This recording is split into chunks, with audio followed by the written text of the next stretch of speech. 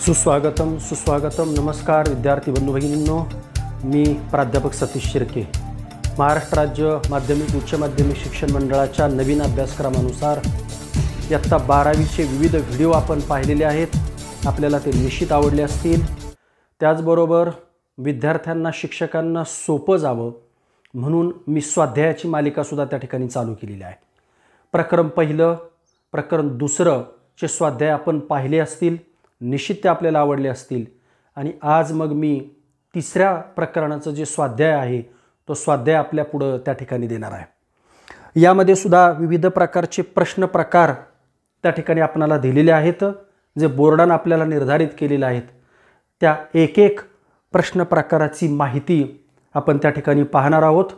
अर्थात ही माहिती पाहत असताना आपण वेगवान पाहणार आहोत, कारण व्हिडिओ मोठा होऊ नये, आपल्याला कंटाळवाणा वाटू नये म्हणून त्या ठिकाणी जलदरित्या फक्त मुद्देसूद विश्लेषण माहिती मी त्या ठिकाणी करणार आहे. चला तर स्वाध्याय क्रमांक 3, मानवी वस्ती आणि भूमी उपयोजन. तर पहिला प्रश्न त्या ठिकाणी आहे, योग्य सहसंबंध ओळखा. यामध्ये ए हे विधान दिलेलं आहे, आर हे कारण दिलेलं आहे.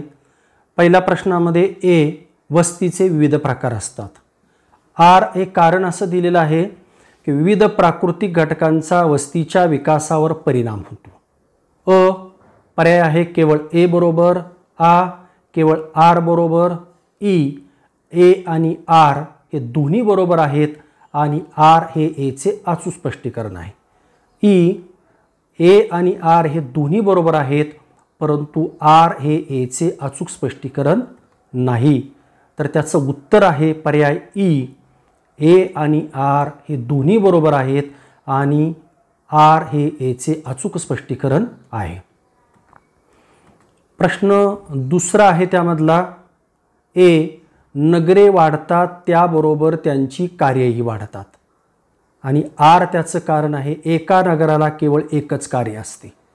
आता अ पर्याय आहे केवळ ए बरोबर आहे, आ पर्याय आहे केवळ आर बरोबर आहे, ई ए आणि आर हे दोन्ही बरोबर आहेत आणि आर हे एचे अचूक स्पष्टीकरण आहे. ई आहे ए आणि आर हे दोन्ही बरोबर आहेत, परंतु आर हे एचे अचूक स्पष्टीकरण नाही. तर उत्तर आहे केवळ ए बरोबर आहे. प्रश्न क्रमांक दुसरा दिलेला आहे, भौगोलिक कारणे लिहा. पहिलं कारण आहे, सर्वच ग्रामीण वस्तीचे रूपांतर नागरी वस्तीत होतेच असे नाही. तर प्रत्येक ग्रामीण वस्तीचं नागरी वस्तीत रूपांतर होतेच असे नाही. नागरी वस्ती लगत असणाऱ्या ग्रामीण वस्तीचे रूपांतर कधीकधी नागरी वस्तीत होते. ग्रामीण वस्तीचे रूपांतर नागरी वस्तीत होण्यासाठी नागरी वस्तीचे सर्व निकष ती ग्रामीण वस्ती पूर्ण करेलच असे नाही.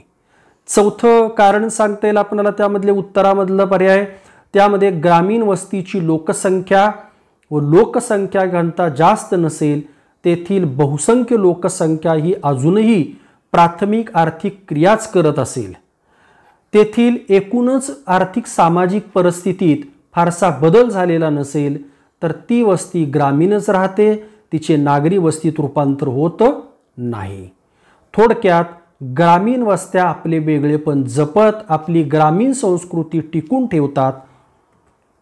त्यानंतर प्रश्न क्रमांक दुसरं भौगोलिक कारण दिले, ग्रामीण वस्तीमध्ये ग्रामीण भूमी उपयोजन हे शेतीशी निगडीत असते. उत्तर सांगता येईल, ग्रामीण वस्ती व नागरी वस्त्यांमध्ये आर्थिक क्रियामध्ये भिन्नता आढळते. ग्रामीण वस्तीतील बहुसंख्य लोकसंख्या ही प्राथमिक आर्थिक क्रियेत गुंतलेली असते, तर नागरी लोकसंख्या ही बिगर आर्थिक क्रियेत जास्त असते.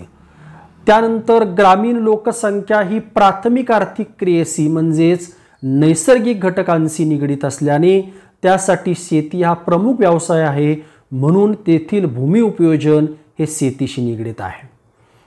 चौथं उत्तर देता येईल, यामध्ये पिकाऊ निव्वळ लागवडीखालील क्षेत्र, पड जमीन, वनक्षेत्र, नापीक जमीन, गायरान व चराऊ जमीन यांचा समावेश होतो. त्यामध्ये सर्वाधिक भूमी उपयोजन शेतीशी निगडीत असते. तिसरं कारण दिलंय, झालर क्षेत्रामध्ये ग्रामीण आणि नागरी दोन्ही वस्त्यांची वैशिष्ट्ये आढळतात. उत्तर देता येईल, ग्रामीण व नागरी क्षेत्रामधील भूमीस ग्रामीण नागरी झालर क्षेत्र असं म्हणतात. हे क्षेत्र दोहोंमधील संक्रमण क्षेत्र असल्याने या क्षेत्रात ग्रामीण व नागरी वैशिष्ट्ये एकत्रित आढळतात. हे क्षेत्र वेगळे असत नाही, या दोहोंमधील संक्रमण क्षेत्र असते. दोन्ही क्षेत्राची सरमिसळ झालेली असते. नगर व ग्रामीण अशा दोन्ही वैशिष्ट्ये असलेला हा भाग ग्राम नगर सीमांत क्षेत्र असंही म्हणतात. येथे दोन्ही प्रकारचे भूमी उपयोजन आढळते. झालर क्षेत्र नागरी संस्कृतीशी पूर्ण एकरूप झालेला नसतो, तो अर्धनागरी अर्धग्रामीण स्वरूपाचा त्या ठिकाणी असतो. येथे राहणारे लोक ग्रामीण परिसरातील व्यवसाय, अर्थकारण व सामाजिक दृष्ट्या ते नागरी परिसरांशी संलग्न असतात. बहुधा अर्थार्जनासाठी ते शहराशी संपर्क साधून असतात. या सर्व कारणामुळे झालर क्षेत्रात ग्रामीण आणि नागरी वस्त्यांची वैशिष्ट्ये आढळतात. भौगोलिक चौथं कारण दिले तुम्हाला, नगराची वाढ ही भूमी उपयोजनाशी निगडीत आहे. उत्तर देता येईल, नागरी भागाचा जसा विकास होत जातो तसा त्याचा विस्तारही होतो. नागरी भागात अनेक प्रकारची कार्य चालतात. वाढत्या विस्तारामुळे उपलब्ध भूमी कमी पडते व सभोवतालच्या परिसरात विस्तार होत जातो. नगरामध्ये निवासी क्षेत्र, उद्योग क्षेत्र, वाहतूक, मनोरंजन केंद्रे, शैक्षणिक संकुले, उद्याने आदीसाठी मोठ्या जमिनीची आवश्यकता असते. चौथं देता येईल, नगरात ही भूमी अपुरी पडल्यास सभोवतालच्या ग्रामीण भागात त्याचा विस्तार होत जातो. कालांतराने ग्रामीण भागातील कृषी भूमी उपयोजनाचे परिवर्तन बिगर कृषी भूमी उपयोजनात होते. प्रारंभी स्वतंत्र ग्रामीण बाज असणारी वस्ती, नंतर झालर क्षेत्र, उपनगर व शेवटी त्या नगराचाच भाग बनते. येथे नगराची वाढ होताना त्याचा भूमी उपयोजन बदलते आणि ते भूमी उपयोजन वाढीशी निगडीत आहे. आता टिपा लिहिण्याचा तिसरा प्रश्न दिलाय तुम्हाला, ग्रामीण नागरी वस्त्यामधील आंतरक्रिया. ग्रामीण व नागरी वस्त्यांमध्ये आंतरक्रिया चालताना दिसतात. दोन्ही वस्त्या अनेक गोष्टींसाठी एकमेकांवरती अवलंबून असतात. ग्रामीण भागातून दररोज अन्नधान्य, दूध, भाजीपाला, फळे, फुले, अंडी, मांस शहराला पुरवले जाते. तर कापड, किराणा माल, वर्तमानपत्रे, तयार वस्तू, आरोग्य सुविधा, प्रशासकीय कामकाज यासाठी नागरी वस्तींवरती ग्रामीण वस्तीला अवलंबून राहावं लागतं. ग्रामीण भागात मोठ्या प्रमाणात प्राथमिक आर्थिक क्रिया चालतात, तर नागरी भागात द्वितीयक, तृतीयक आर्थिक क्रियेचे प्रमाण जास्त असते. नागरी भागात जे उद्योग व्यवसाय चालतात त्याला लागणारा कच्चा माल हा ग्रामीण भागातून आणि तोही प्राथमिक आर्थिक क्रियेतून मिळतो आणि तयार पक्का माल ग्रामीण वस्तींना नागरी वस्तीतून त्या ठिकाणी मिळतो. ग्रामीण भागातून अनेक लोक नागरी व्यवसाय, नोकरी, व्यवसाय यासाठी दररोज शहरात जातात आणि ते शहरावरतीच त्या ठिकाणी अवलंबून असतात. ग्रामीण वस्तीचे प्रभाव क्षेत्र परिसरातील अनेक ग्रामीण वस्तीवरती असते. नगरातील लहान मोठ्या घडामोडीचं पडसाद ग्रामीण वस्तीवरती पडतात. या सर्व बाबी ग्रामीण नागरी वस्त्यामधील आंतरक्रिया दर्शवतात. दुसरी टीप दिली तुम्हाला, नागरी वस्त्यांच्या समस्या. आता यामध्ये आर्थिक समस्या सांगता येईल, फक्त मुद्दे देतोय. बेकारी, प्रादेशिक असमतोल, औद्योगिकरणाच्या समस्या. दुसरी समस्या आहे सामाजिक समस्या, गुन्हेगारी, जातीय दंगली, स्थलांतर, सामाजिक ऐक्य कमी. तिसरी समस्या सांस्कृतिक समस्या, ग्रामीण संस्कृतीचा ऱ्हास, प्लॉट व मॉल संस्कृतीचा विकास. चौथी समस्या आहे पर्यावरणीय समस्या, प्रदूषण, कचरा, सांडपाणी विल्हेवाट, दुष्काळ, साथीचे रोग. चौथी समस्या आहे पायाभूत सोयी सुविधांवरतीच्या समस्या, या ठिकाणी जागेची टंचाई, वाहतूक समस्या, पाणी टंचाई, सार्वजनिक सोयींचा अभाव या गोष्टी आपल्याला आढळून येतात. आणि 6वी समस्या आहे शासकीय व प्रशासकीय समस्या. संरक्षण यंत्रणेवरती ताण, सार्वजनिक सुविधांवरती ताण, अपुरे कर्मचारी, इमारतींचा अभाव. हे फक्त मुद्दे दिलेत, तुम्हाला अगदी 2 पेजेस सुद्धा उत्तर यामध्ये लिहिता येईल.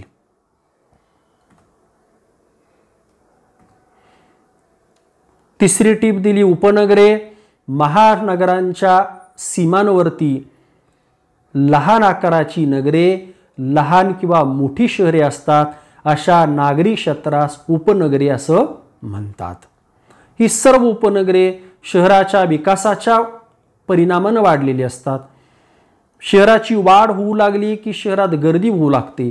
त्यामुळं शहराजवळ व शहराच्या बाहेरील बाजूस वस्ती निर्माण होऊन उपनगरे निर्माण होतात. अशी उपनगरे प्राकृतिक, सामाजिक, राजकीय, प्रशासकीय, सांस्कृतिक, आर्थिक दृष्ट्या मुख्य शहराशी एकरूप असतात. कधी कधी उपनगरे ही पायाभूत सोयी सुविधांपासून वंचित राहतात, तर कधी कधी तेथील भूमी उपयोजन हे नियोजनबद्ध करून नियोजित नगर निर्माण केले जाते आणि त्या ठिकाणी पायाभूत सुविधा चांगल्या प्रकारच्या निर्माण केल्या जातात. अशी उपनगरे कधी कधी प्रशासकीय दृष्ट्यानं स्वतंत्र असतात, मात्र नंतर ती मुख्य शहराचाच भाग बनतात. उदाहरणार्थ मुंबईची उपनगरे भांडूप, कल्याण, विरार. पुण्याची उपनगरे वाकड, हिंजवडी, कात्रज इत्यादी आपल्याला उदाहरण देता येतील. चौथी टीप आपल्याला दिलेली आहे संमिश्र भूमी उपयोजन. एखाद्या विशिष्ट प्रदेशात जेव्हा संमिश्र भूमी उपयोजन होत असते तेव्हा भिन्न प्रकारचे भूमी उपयोजन या क्षेत्रात एकत्रित पाहावयास मिळते. अशा प्रकारचे भूमी उपयोजन अनेकदा नियोजित नगरांची निर्मिती करत असताना पाहावयास मिळते. जेव्हा एखाद्या ठिकाणी नव्या नगराची उभारणी केली जाते त्यावेळेस भूमी संपादन करून अशी वस्ती निर्मिली जाते. तेथील लोकांना सर्व प्रकारच्या सोयी एकत्रित उपलब्ध करून दिल्या जातात. चौथं सांगता येईल उत्तर निवास, बाजारपेठ, औद्योगिक, मनोरंजन केंद्रे, उद्याने, मैदाने, शैक्षणिक व शासकीय विभाग याकरिता भूमी उपयोजन केले जाते.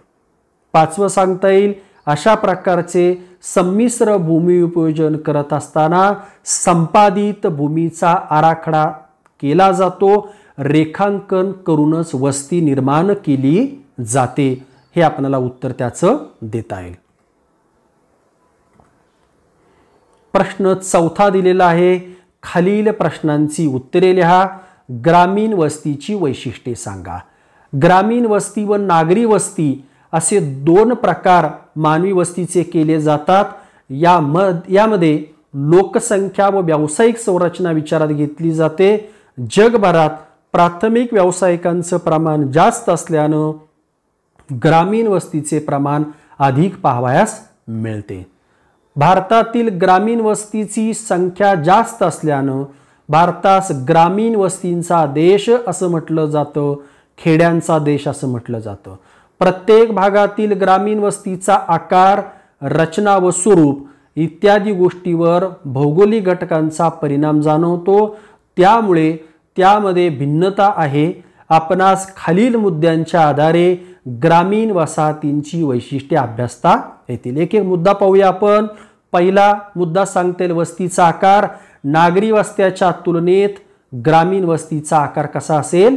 लहान असतो. लोकसंख्या जर पाहिली तर नागरी वस्तीच्या तुलनेत ग्रामीण वस्तीची लोकसंख्या कमी व लोकसंख्या घनता सुद्धा कमी आढळते. चौथं सांगता येईल घरांचं छत. प्रत्येक ग्रामीण वस्तीच्या विभागातील घरांची रचना भिन्न असते. त्या ठिकाणच्या प्राकृतिक घटकांचा प्रभाव जाणवतो. उदाहरणार्थ कोकणात उतरत्या छपराची, पठारावरील घरे सपाट छताची आपल्याला आढळून येतात. चौथं वैशिष्ट्य सांगता येईल प्राथमिक आर्थिक क्रिया जास्त. बहुतेक ग्रामीण भागातील वसाहतीतील लोक मुख्यत्वे प्राथमिक आर्थिक क्रियेत जास्त असतात. मग उदाहरणार्थ शेती, लाकूडतोड, खाणकाम, शिकार, वनसंकलन, मासेमारी इत्यादी. त्यानंतर कृषी आधारित अर्थव्यवस्था असते. हे वैशिष्ट्य आपल्याला घेता येईल. ग्रामीण भागातील लोकांचा मुख्य व्यवसाय जो आहे तो शेती व शेतीशी निगडित असतो. त्यामुळे तेथील अर्थकारणावरती शेती व्यवसायाचा प्रभाव जाणवतो. 6वं वैशिष्ट्य घेता येईल बांधकाम साहित्य. ग्रामीण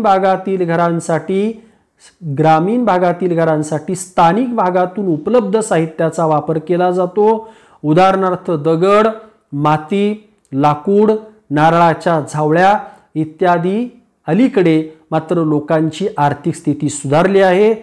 ते बांधकाम साहित्यामध्ये आधुनिक साहित्याचा वापर त्या ठिकाणी करताना आढळून येतात. 7वं सांगता येईल शेतातील घरे.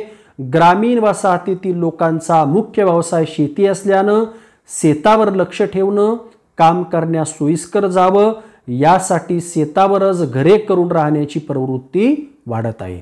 घरांची रचना आपण जर पाहिली तर रचना, आकार यामध्ये नियोजनाचा अभाव आढळतो. ज्या ठिकाणी जागेची उपलब्धता अधिक आहे तेथे घराघरामधील अंतर जास्त, विरळ व विकेंद्रित वस्ती प्रकार त्या ठिकाणी आढळतो. घरे ऐसपैस आणि शेतीला अनुसरून असतात. प्रश्न क्रमांक 4 मधला दुसरा प्रश्न दिलेला आहे. वस्त्यांचा आकृतिबंध निर्माण होण्यासाठी कोणकोणते घटक कारणीभूत ठरतात ते सोदाहरण स्पष्ट करा.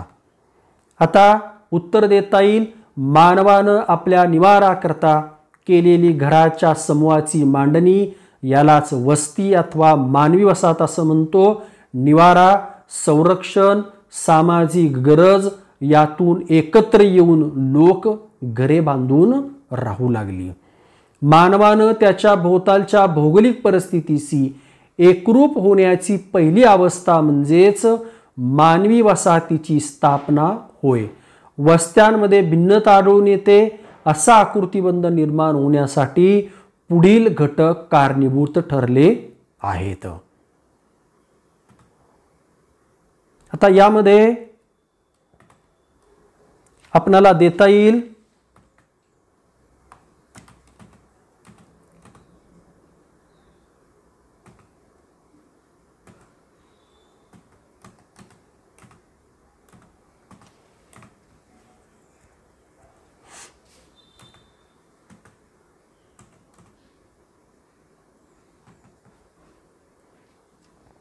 आता यामध्ये पहिला मुद्दा प्राकृतिक घटक. वस्त्यांचे विविध प्रकारावर प्राकृतिक घटकांचा प्रभाव दिसतो. यामध्ये मग भूरचना, मृदा, जंगले, जलप्रवाह, शेते यांचा वस्त्यांच्या आकृतिबंधावर परिणाम जाणवतो.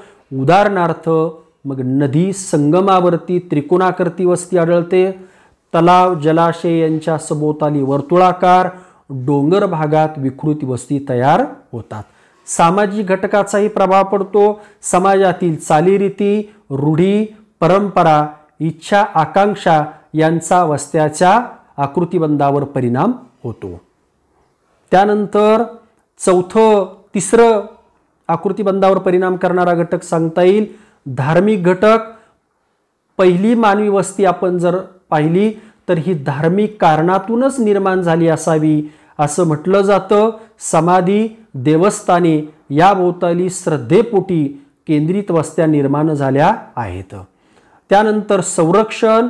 पूर्वी जंगल क्षेत्र जास्त असल्यामुळं त्या ठिकाणी सरपटणारे प्राणी, हिंस्र प्राणी तसेच टोळी युद्ध मोठ्या प्रमाणात होत असे आणि त्यामुळं संरक्षणाच्या मानसिकतेतून उंचावर टेकडी, बेट, भूशीर, घडी, किल्ले यामध्ये केंद्रित वस्ती निर्माण होत असे.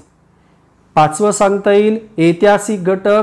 प्राचीन काळात घडी, लष्करी छावण्या, राजवाडे, किल्ले या घटकांचा प्रभाव वस्तीच्या आकृतिबंधावर पडत असे आणि मुख्य लोकांची म्हणजेच राजे, सरदार, सावकार, पाटील अशा श्रीमंताची वस्ती संरक्षणाच्या दृष्टीनं मध्यभागी व त्यास भोवताली केंद्रोस्तरी वस्त्या पाहावयास मिळत असे.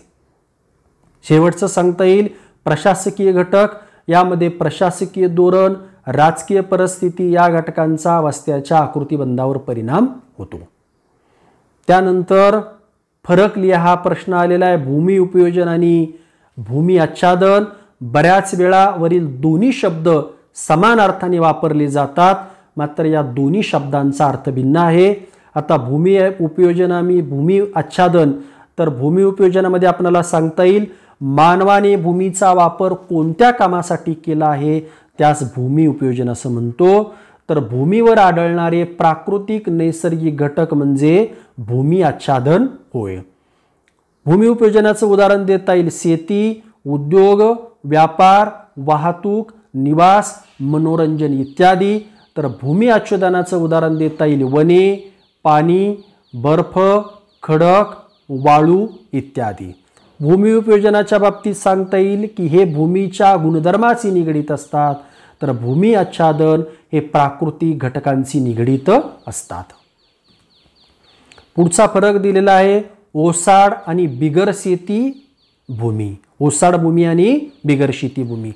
पहिलं सांगता येईल की ओसाड भूमी उंच सखल डोंगराळ भूमी, ओसाड वाळवंट, घळीयुक्त भूमी यांचा समावेश ओसाड किंवा अनुत्पादक वर्गात होतो.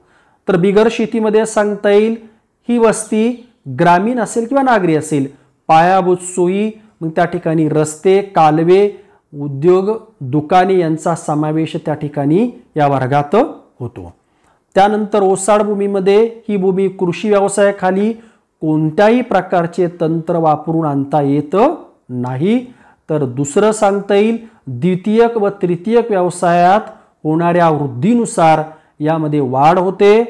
रासायनिक खते, कीटकनाशके व जंतुनाशके यांचा अतिवापर, अतिरिक्त जलसिंचन, मृदाधूप, सतत उत्पादने, चुकीची पीक पद्धती, एकंदरीत चुकीच्या शेतीमुळं ओसाड त्यालाच आपण नापीक भूमी बनते असं आपल्याला सांगता येईल. तर बिगर शेतीच्या बाबतीमध्ये सांगता येईल की वाढत्या नागरीकरणामुळं शहरातील व ग्रामीण व लगतची भूमी काय होतं बिगर शेती बनते. त्या ठिकाणी निवास, वाहतूक मार्ग, शिक्षण संकुले, उद्याने, क्रीडांगणे, औद्योगिक क्षेत्र यामुळे बिगर शेतीचं भूमी उपयोजन काय होतं वाढतं. ओसाड भूमीतील वाढ कृषी क्षेत्राचं अपयश असतं, तर बिगर शेती भूमीतील वाढ हे बिगर शेती व्यवसायातील यश असतं. तिसरा फरक केंद्रोत्सारी वस्ती आणि वर्तुळाकार वस्ती. केंद्रोत्सारी वस्तीमध्ये सांगता येईल की एखाद्या केंद्राच्या भोवती या वस्त्यांचा विकास होतो आणि एखाद्या सरोवराच्या किंवा तळ्याच्या आजूबाजूला वस्त्या आकार घेतात. हा केंद्रबिंदू वस्त्यांच्या विकासातील महत्त्वपूर्ण भाग असतो.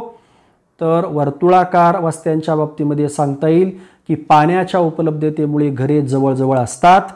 तिसरं सांगता येईल फरक की हे केंद्र धार्मिक ठिकाण, प्राचीन वास्तू, इतिहासकालीन घडी, वाडा, राजवाडा, वाहतुकीचं केंद्र यापैकी असू शकते. त्याभोवती वस्त्यांची निर्मिती होते. या प्रकारच्या वस्त्या जलाशये, सरोवरे या भोवताली पाण्यासाठी किंवा संरक्षण व अन्य सोयीच्या दृष्टीने घरे उपलब्ध असतात. चौथं सांगता येईल चीन. चीनमध्ये यांगत्से नदी खोरे, भारतातील उत्तर भारतीय मैदानी प्रदेशात या वस्त्या आढळून येतात. तर वर्तुळाकार वस्तीच्या बाबतीमध्ये आफ्रिकेतील मसाई जमातीचे लोक पशुपालन करताना आपल्या प्राण्यांचं संरक्षण व्हावे म्हणून तर बुलढाणा जिल्ह्यात लोणार सरोवर भोवताली अशा वस्त्या त्या ठिकाणी आपल्याला आढळून येतात.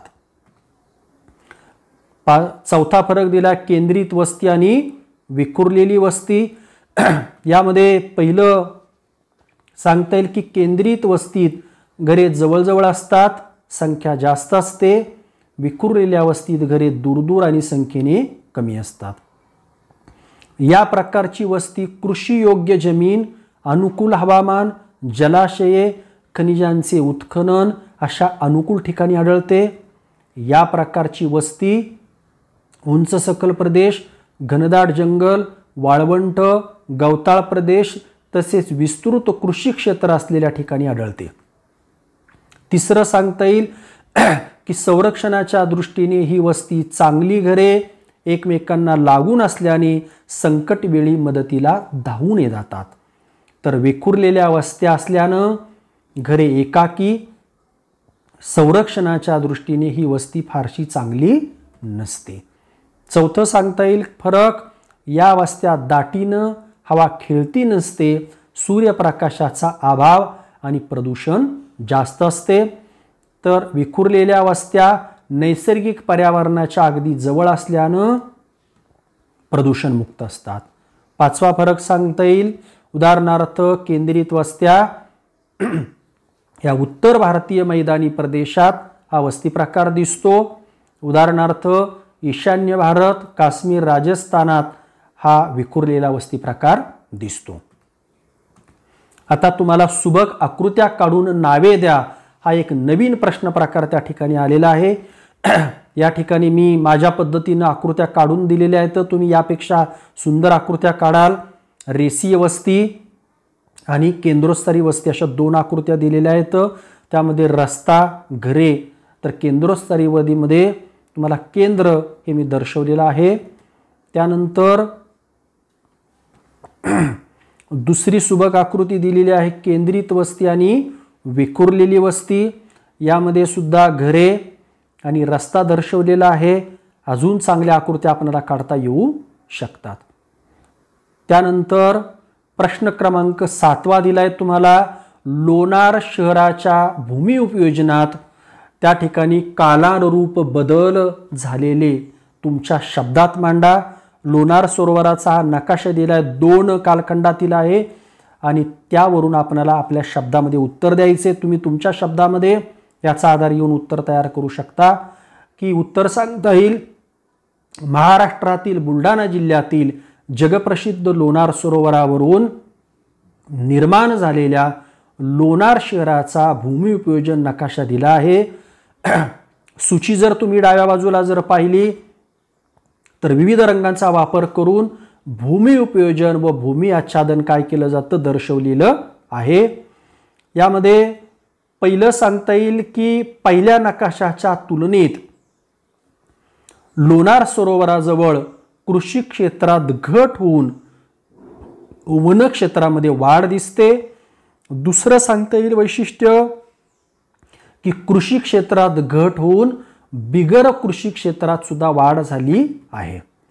तिसरं सांगता येईल की देऊळ जे आहे त्या ठिकाणी मंदिर दिलेलं आहे त्या परिसरात दुसऱ्या छायाचित्रामध्ये नकाशामध्ये नवीन उपनगर विकसित झाले असून ते नियोजित दिसतात आणि तेथे विविध शासकीय कार्यालयांसाठी भूमी उपयोजन दिसतात, म्हणजे सर्व शासकीय कार्यालये जवळजवळ या देऊळ परिसरात आलेली आहेत। त्यानंतर विरळ निवासी क्षेत्राचं म्हणजे पूर्वी जे विरळ निवासी क्षेत्र होतं त्याचं दाट निवासी क्षेत्रात रूपांतर। त्यानंतर वाढत्या नागरीकरणामुळे सरोवर परिसरात कचऱ्याचं प्रमाणात वाढ झालेलं आहे आणि अशा जगप्रसिद्ध वैशिष्ट्यपूर्ण सरोवराला हा कचऱ्याचा धोका म्हणजे त्या जलसंस्थेचं धोका निर्माण होऊ शकतो। आता प्रश्न क्रमांक 8 दिलेला आहे तुम्हाला या ठिकाणी आणि हा खालील उत्तराचं वाचन करून प्रश्नांची उत्तरे लिहा असा प्रश्न त्या ठिकाणी दिलेला आहे। तर उत्तर आपण त्या ठिकाणी जलदरित्या वाचू। विविध प्रकारच्या मानवी वस्त्यांमध्ये पाडे, खेडी, छोटी शहरे, मोठी शहरे, त्याचबरोबर सर्वदूर ठिकाणे, नगरे आणि नगरांचे समूह समाविष्ट आहेत। काही प्रणालीमध्ये मानवी वस्तीमध्ये शहरी, उपनगरे आणि ग्रामीण असे प्रकार केले जातात। उदाहरणार्थ अमेरिकेतील संयुक्त संस्थानाच्या जनगणना विभाग वस्तींचं वर्गीकरण निर्धारित व्याख्यांच्या आधारे शहरी किंवा ग्रामीण भागामध्ये केलं जातं। यामध्ये लहान वस्त्या जसे की पाडे आणि खेड्यांमध्ये कमी लोकसंख्या आणि सेवांमध्ये जर आपण पाहिलं तर प्रवेश मर्यादित आहे। मोठ्या प्रकारची वस्ती जसे शहरे जास्त लोकसंख्या, जास्त घनता आणि सेवांमध्ये अधिक प्रवेश त्या ठिकाणी आहे. उदाहरणार्थ आपण जर पाहिलं तर खेड्यात फक्त 1 किंवा 2 सामान्य स्टोअर असू शकतात, तर मोठ्या महानगरात अनेक विशिष्ट स्टोअर किंवा चेन स्टोअर असू शकतात. हे फरक निम्न ऑर्डर सेवा सेटलमेंट आणि उच्च ऑर्डर सर्व्हिस सेटलमेंट म्हणून ओळखले जातात. मानवी वस्तीचे कार्य देखील भिन्न आहेत, कारण बंदरे, बाजारपेठे आणि रिसॉर्ट्स म्हणून सेटलमेंट्स स्थापित केल्या जाऊ शकतात. ग्रामीण वसाहतींच्या प्रकारांना आपण जर पाहिलं तर शेती, मासेमारी आणि खाणकाम यांच्या सभोवताली काय केलं कार्याद्वारे देखील वर्गीकरण केले जाऊ शकते. एका आर्थिक विकास प्रकल्पांवरती लक्ष केंद्रित केलेल्या सेटलमेंट्स एकल कार्यशील सेटलमेंट्स म्हणून ओळखल्या जातात. मानवी वस्ती कायम किंवा तात्पुरती असू शकते. उदाहरणार्थ निर्वासित छावणी ही तात्पुरती वस्ती असते, तर शहर कायमस्वरूपी असते. आता 4 प्रश्न दिलेत, मी इथं वाचण्यात वेळ घालवत नाही. पुढे आपण तो प्रश्न घेत आहोत. पहिला प्रश्न दिलेला आहे की दिलेल्या उत्तरात कोणकोणत्या मानवी वस्त्यांचा उल्लेख त्या ठिकाणी आढळून येतो.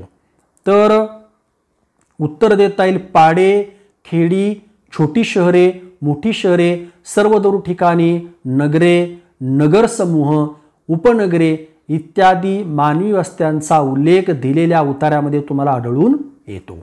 दुसरा प्रश्न दिलाय त्यांनी, शहरी आणि ग्रामीण भागाचे वर्गीकरण कशाच्या आधारे केले आहे. तर या ठिकाणी शहरी आणि ग्रामीण भागाचं वर्गीकरण लोकसंख्या, तेथे चालणाऱ्या आर्थिक क्रिया किंवा सेवांच्या आधारे केले आहे. तिसरा प्रश्न दिलाय, ग्रामीण वस्तीत कोणती कार्य केली जातात. इथं दिलेली अर्थात उत्तर सांगता येईल की ग्रामीण वस्तीत शेती, मासेमारी आणि खाणकाम ही कार्य त्या ठिकाणी चालतात. चौथा प्रश्न दिलाय तुम्हाला, निम्नक्रम सेवा आणि उच्चक्रम सेवा वस्तीतील फरक सांगा.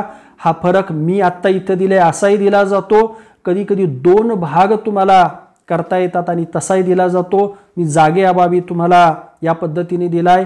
फरक सांगता येईल की निम्नक्रम खेड्यात किंवा 2 सामान्य स्टोअर असतात, तर उच्चक्रम मध्ये महानगरात अनेक विशिष्ट स्टोअर आणि चेन स्टोअर असू शकतात. फरक दुसरा, निम्नक्रम सेवा ग्रामीण भागात तर उच्चक्रम सेवा नागरी किंवा शहरी भागात आढळतात. येथे शेती, मासेमारी, खाणकाम, तर उच्च स्तरामध्ये बंदरे, बाजारपेठा, रिसॉर्ट्स म्हणूनही वसाहती त्या ठिकाणी स्थापन होतात. आणि शेवटच्या फरकाचा मुद्दा दिलाय की निम्नक्रम सेवामध्ये सुद्धा आर्थिक क्रिया भिन्न भिन्न असतात, विशेषतः प्राथमिक आर्थिक क्रियांचं प्राबल्य असतं. उच्चक्रम सेवा वस्तीतील फरक सुद्धा त्यामध्ये सुद्धा आर्थिक क्रिया भिन्न असतात, विशेषतः द्वितीयक आणि तृतीयक आर्थिक क्रिया त्या ठिकाणी आढळून येतात. तर अशा पद्धतीनं मी माझ्या पद्धतीनं थोडक्यामध्ये हा स्वाध्याय तुम्हाला सोडून दिलेला आहे. पेपरमध्ये लिहित असताना मात्र तुम्हाला सविस्तर उत्तरे लिहावी लागतील. मी या ठिकाणी फक्त मुद्द्यांचा गोषवारा आपणाला दिलेला आहे. निश्चितपणे तुम्हाला तो आवडेल. धन्यवाद. माझे व्हिडिओ आपणाला आवडत असतील तर माझा चॅनल लाईक करा, सबस्क्राईब करा, इतरांना व्हिडिओ शेअर करा आणि शेजारील घंटीचं बटन सुद्धा दाबा, म्हणजे असेच नवनवीन व्हिडिओ आपणाला प्राप्त होत राहतील. धन्यवाद.